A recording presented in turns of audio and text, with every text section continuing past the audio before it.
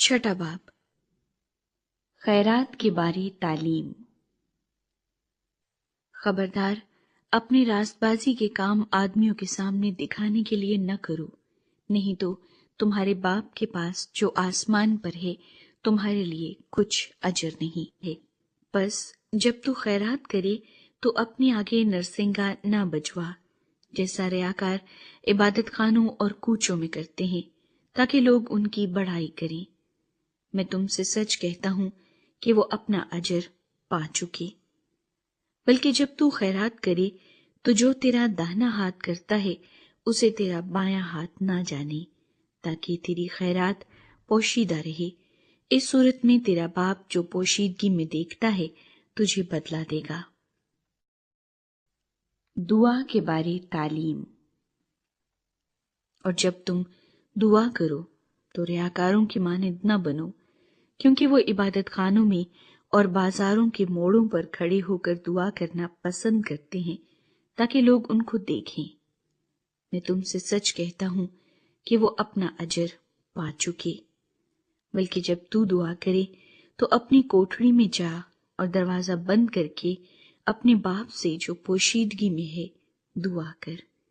اس صورت میں تیرا باپ جو پوشیدگی میں دیکھتا ہے تجھے بدلہ دے گا۔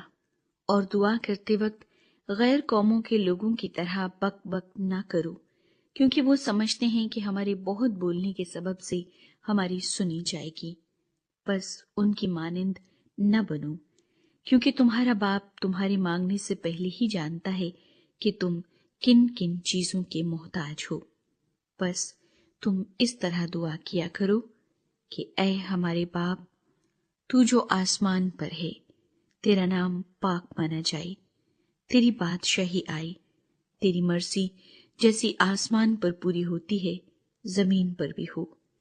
ہماری روز کی روٹی آج ہمیں دے، اور جس طرح ہم نے اپنے قرض داروں کو معاف کیا ہے تو بھی ہمارے قرض ہمیں معاف کر، اور ہمیں آزمائش میں نہ لا بلکہ برائی سے بچا، کیونکہ بادشاہی اور قدرت اور جلال ہمیشہ تیرے ہی ہیں، آمین۔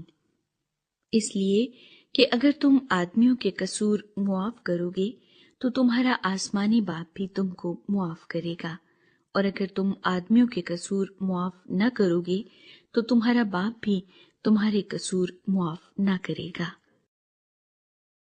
روزہ کے بارے تعلیم۔ اور جب تم روزہ رکھو تو ریاکاروں کی طرح اپنی صورت اداس نہ بناؤ، کیونکہ وہ اپنا منہ بگاڑتے ہیں تاکہ لوگ ان کو روزہ دار جانیں۔ میں تم سے سچ کہتا ہوں کہ وہ اپنا اجر پا چکے۔ بلکہ جب تو روزہ رکھے تو اپنے سر میں تیل ڈال اور منہ دھو، تاکہ آدمی نہیں بلکہ تیرا باپ جو پوشیدگی میں ہے تجھے روزہ دار جانے۔ اس صورت میں تیرا باپ جو پوشیدگی میں دیکھتا ہے تجھے بدلہ دے گا۔ آسمان میں خزانہ۔ اپنے واسطے زمین پر مال جمع نہ کرو، جہاں کیڑا اور زنگ خراب کرتا ہے اور جہاں چور نقب لگاتے اور چراتے ہیں، بلکہ اپنے لیے آسمان پر مال جمع کرو، جہاں نہ کیڑا خراب کرتا ہے نہ زنگ، اور نہ وہاں چور نقب لگاتے اور چراتے ہیں، کیونکہ جہاں تیرا مال ہے وہیں تیرا دل بھی لگا رہے گا۔ بدن کا چراغ۔ بدن کا چراغ آنکھ ہے۔ بس اگر تیری آنکھ درست ہو تو تیرا سارا بدن روشن ہوگا، اور اگر تیری آنکھ خراب ہو تو تیرا سارا بدن تاریک ہوگا۔ بس اگر وہ روشنی جو تجھ میں ہے تاریکی ہو تو تاریکی کیسی بڑی ہوگی۔ خدا اور دولت۔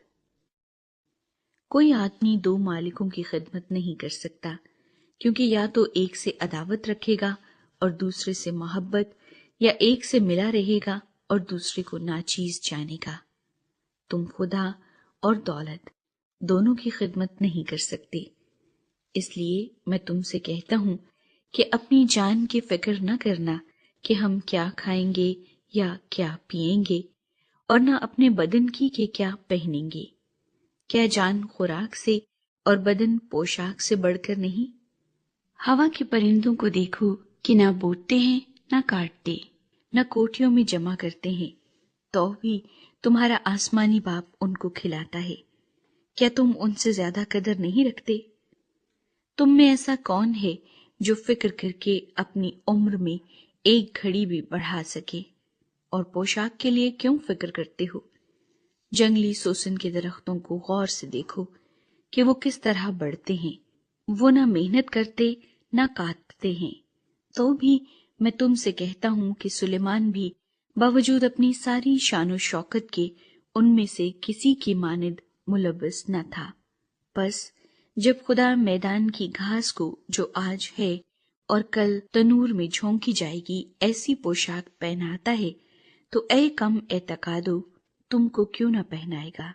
इसलिए फिक्रमंद होकर ये न कहो कि हम क्या खाएंगे या क्या पिएंगे या क्या पहनेंगे, क्योंकि इन सब चीजों की तलाश में गैर कौमें रहती हैं और तुम्हारा आसमानी बाप जानता है कि तुम इन सब चीजों के मोहताज हो।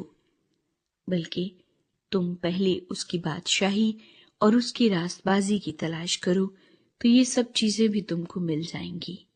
बस कल के लिए फिक्र ना करो, क्योंकि कल का दिन अपने लिए आप फिक्र कर लेगा। आज के लिए आज ही का दुख काफी है।